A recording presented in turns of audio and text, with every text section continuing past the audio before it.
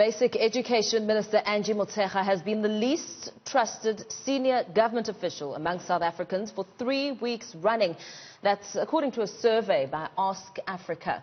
A mere 48% of respondents said they trusted Motshekga, who trails behind Cooperative Governance and Traditional Affairs Minister Nkosazana Dlamini-Zuma, who is trusted by only 53% of the respondents. Police Minister Cele and Trade and Industry Minister Patel are equally unlikely to win any popularity contest. Public trust in Cele stands at 56%, with Patel scoring 1 point higher at 57%. On the other side of the coin, trust in President Cyril Ramaphosa and Health Minister Dr. Dlamini-Zuma remains high, with the President standing at a firm 75% and Mkhize at 67%. Lack of transparency and a perceived agenda in conflict with working for the people drives distrust of ministers. That's what the survey found. Now, joining me now to expand a little further is Andrea Rademeyer, CEO and founder of Ask Afrika. Andrea, a really interesting survey to come out of here, revealing some interesting observations from the general public. But before we get into that end of things, just give us a sense of the aim and the scope of this research.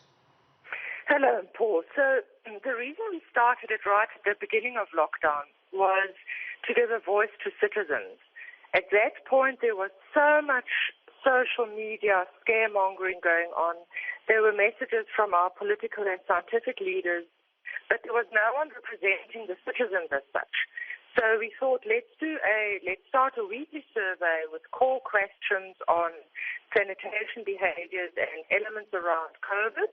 And then on a weekly basis, we started adding other questions as time went by. Now, as more and more teachers contract the coronavirus and a lot of uncertainty and back and forth with the children returning to school, I see the survey has put Basic Education Minister Angie Motshekga right at the top of the list, with respondents saying that she's the least trusted senior government official. Talk us through some of the reasons as you went and gathered this research. So, Paul, what we asked was, do you believe a minister is authentic? Are they logical? In other words, transparent in how they announce things, the rules they set, the laws they make, etc. And is there empathy? Do you feel they're working for the people? Because those are the building blocks of trust. And all three of those aspects, our president, for example, has performed 3 times better than Minister Motshekga, and she in particular has performed very poorly.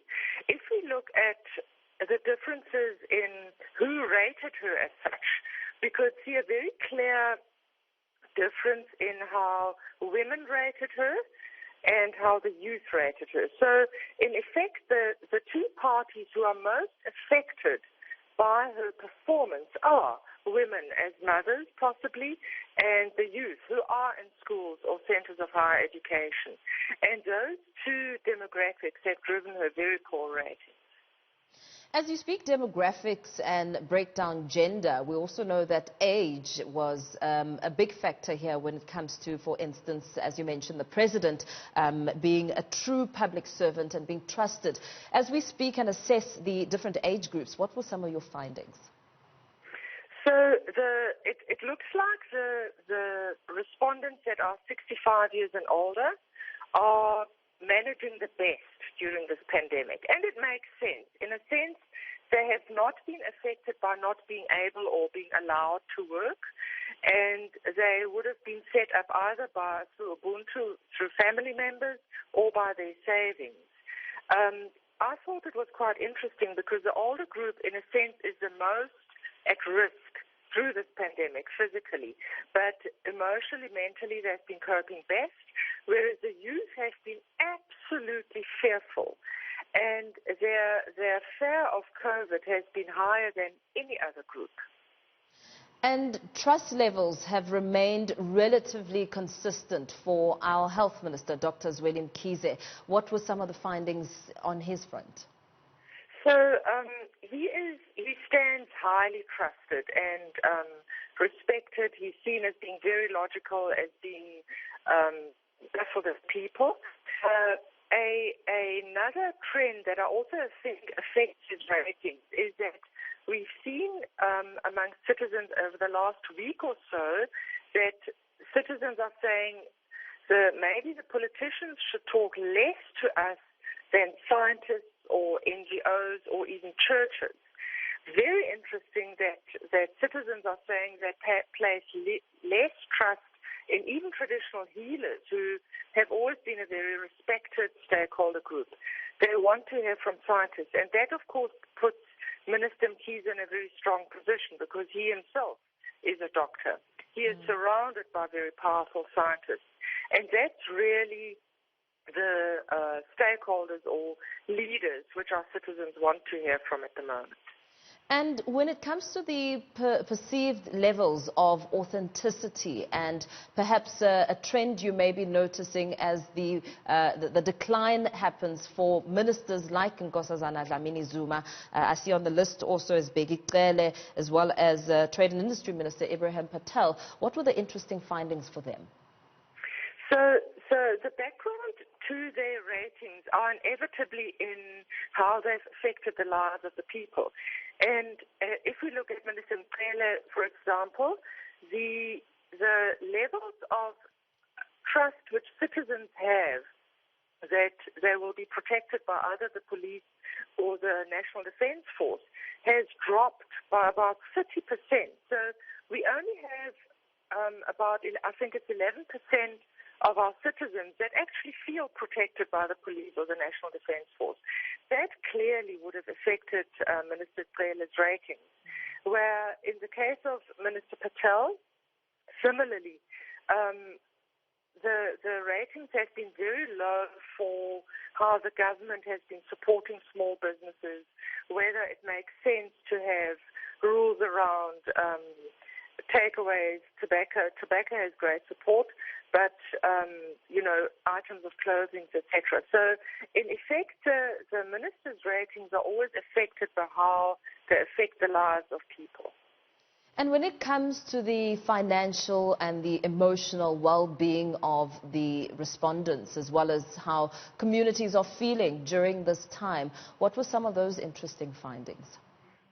Paul, our communities are not coping well. It's only about a quarter that has a sense of managing with life during the pandemic. Imagine that, a quarter.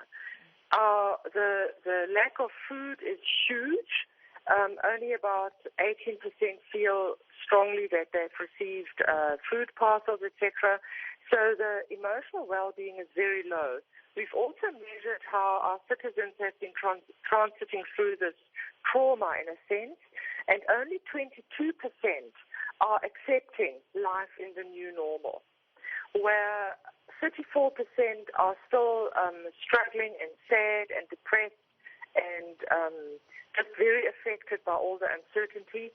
A quarter is bargaining, and a quarter is still saying, geez, this can't be happening to me. Yeah. So our citizens are not doing well. I'm especially concerned about Limpopo, citizens in Limpopo, the Northwest, and the Eastern Cape. Andrea, as we continue to hear the various government officials saying the storm has arrived and the numbers continue to escalate, and Gauteng has now shifted into the epicenter of the coronavirus, with the numbers now going much higher than the Western Cape.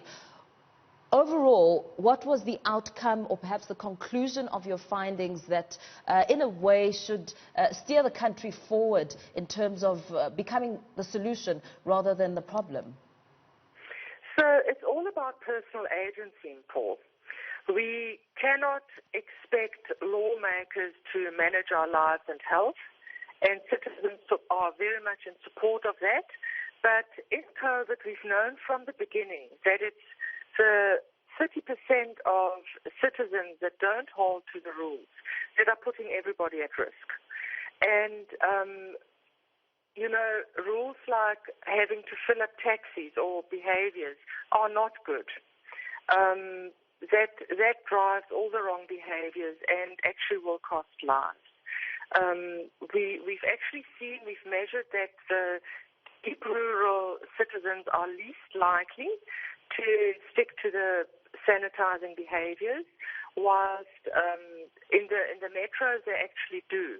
But if you're living in a very tight environment, if you're struggling with food, if you're struggling with transport, those are obviously